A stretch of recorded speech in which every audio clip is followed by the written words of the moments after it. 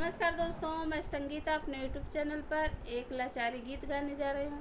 अच्छा लगेगा तो लाइक सब्सक्राइब शेयर कीजिएगा और कमेंट बॉक्स में बताइएगा गीत आप लोग को कैसा लगा। और गीत को फुलवाज करके सुनिए। तो सुनाती हूँ।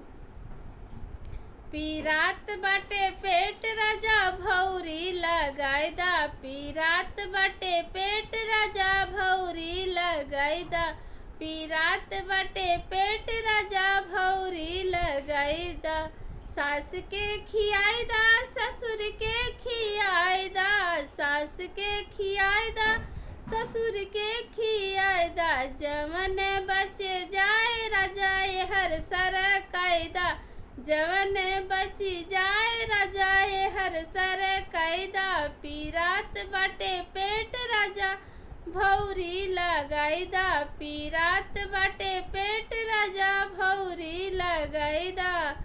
जेठ के खियादा जेठान के खियाइदा, जेठ के खियाइदा जेठान के खियाइदा।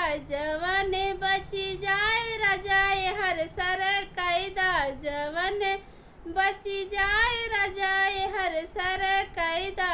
पीरात बाटे पेट राजा भौरी लगाइदा, पीरात बाटे पेट राजा भौरी लगाइदा।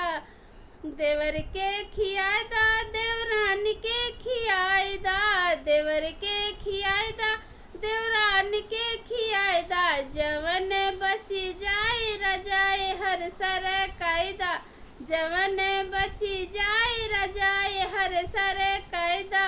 पीरात बाटे पेट राजा भौरी लगाइदा, पीरात बाटे पेट राजा भौरी लगाइदा।